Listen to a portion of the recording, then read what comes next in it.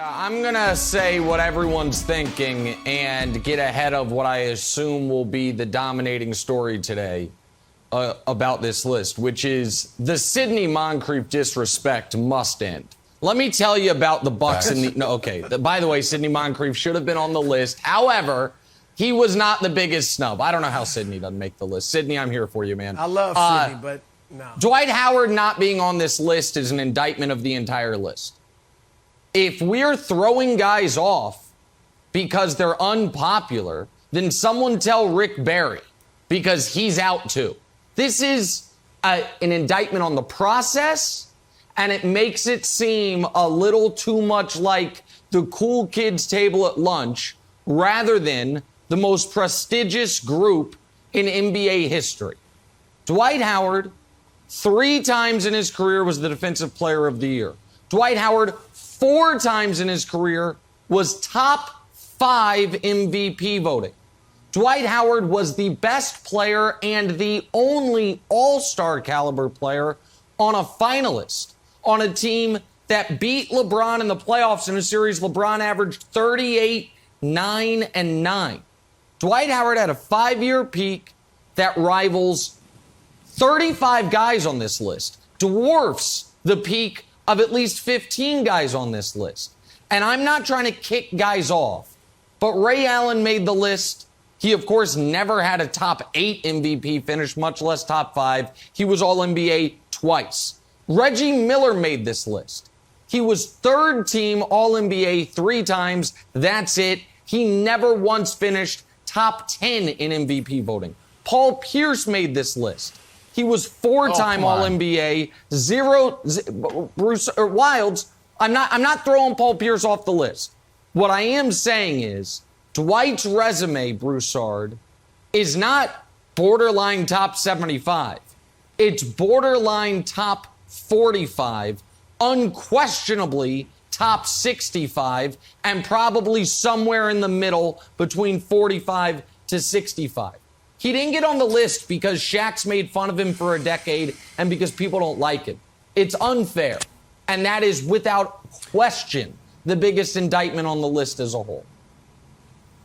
All right, look, I'm certainly not putting him on the list over Ray Allen and Paul Pierce. There's an argument for Reggie Miller, but I do agree with you that Dwight Howard was the biggest snub. I could mention Vince Carter. I could mention Tony Parker. But I do agree Dwight Howard's the biggest snub. And it's similar to Vince Carter because they both had like 8-year runs of greatness, of absolute greatness. You mentioned Dwight, a 5-year peak where he was a top 5 player in the league. In those 8 years was about a top 10 player.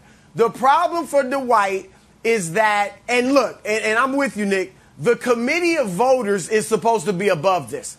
The casual fan could fall for, well, the whole second half of his career, he's been a role player. All right, and they may not even remember how great he was. And it started with an injury. Let's say that, too. It didn't start with him just falling off. It started with an injury in Houston, and he's never been the same player since. All right, but again, the voters should be above that.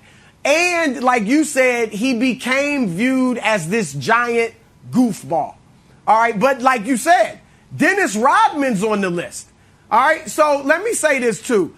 And I agreed with keeping all of the top 50 of the original 50 greatest players list on the top 75. It's hard to say I made top 50, but I didn't make top 75. However, there are at least, Nick, a dozen guys on the top 50 original list that really aren't top 75 players. And that's not era bias. That's guys that, if we critique them by what we do today, did they win much? There are guys on that list that didn't win much, especially as the number 1 guys. How long was their run of greatness? There are guys on the list that didn't have a very long run of greatness. All right. So there's that, right. But I don't want to rip any of the old heads. New guys, you mentioned a few. I'm going to mention one from the modern era that Dwight should definitely be on before. Dennis Rodman. And Rodman was great. He was a tremendous defender. So was Dwight. He was an awesome rebounder. better than Dwight, but Dwight was an awesome rebounder too, very close to Dennis Rodman. And Dwight was light years ahead of Rodman in terms of scoring. And their era of greatness was about the same. Rodman had about 8 awesome years, like Dwight. I'm going to also mention another guy, and I wonder your response on this, Nick. Anthony Davis.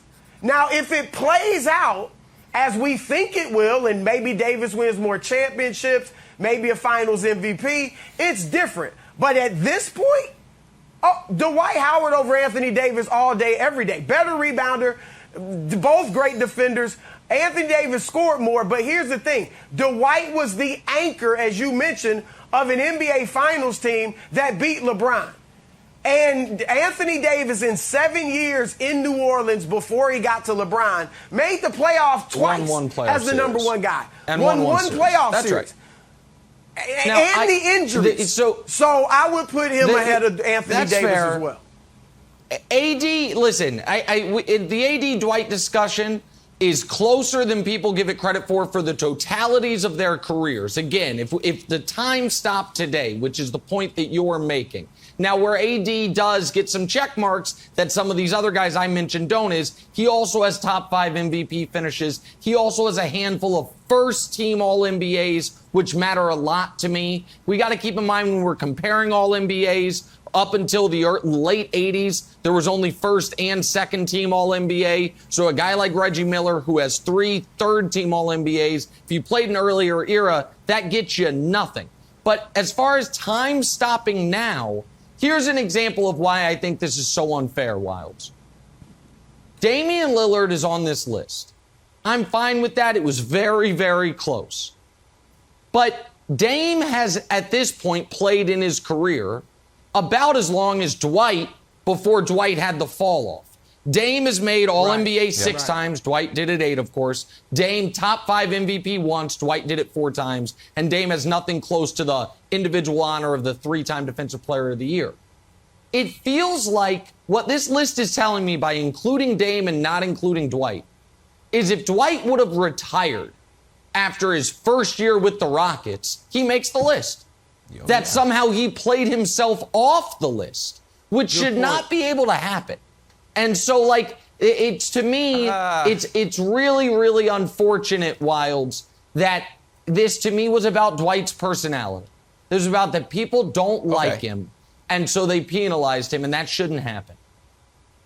So how much of it was about Dwight's personality, because I buy that, and Broussard, how much do you think it was about Dwight not reaching his potential? That we saw those first 5 years, we saw the defensive player year, we saw the finals appearance, that instead of going this way, it headed that way. And there's a certain recency bias to looking at your progress or decline and saying, well, the guy's constantly declining. Now, recently, he's had a little upwards tick in terms of likability and winning a championship. But how much of it is like, hey, you know what? We thought you were going to be great. We thought you were going to be the next Superman, but you sort of got tagged with like kind of being silly. You won the slam dunk contest.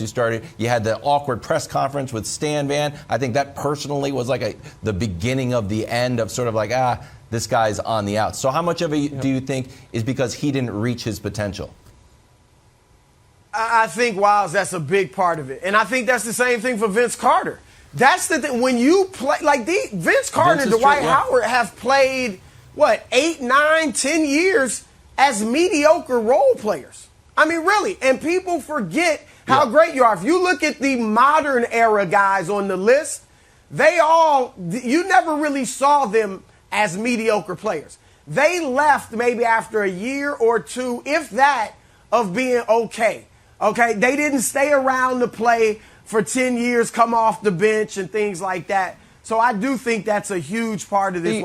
Nick, great point. Had Dwight retired after he left the Rockets, he probably is on this list. Yeah. But that's the problem with, I wouldn't say played his way off of it. Continuing to play. That's an interesting way I think he did. Putting it, yeah. And one last point is the Dwight potential thing, Wildes. Everybody loves Shaq. Shaq has really twisted people's minds about something as factually based as how big is Dwight Howard. Shaquille O'Neal is 7'2", was the most physically dominating force in modern basketball. Next Lakers game you watch, look at LeBron and Dwight standing next to each other. Dwight's a little taller than LeBron.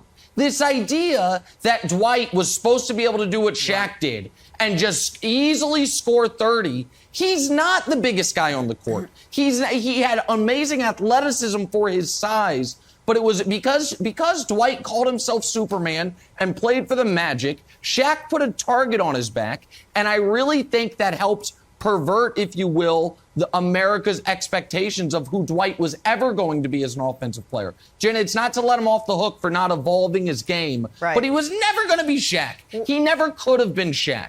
Like, that's not a thing. Thanks for watching. Subscribe here to get the latest from the show. Also, be sure to check out more of the best clips from First Things First, or go watch a few segments from our other shows on FS1.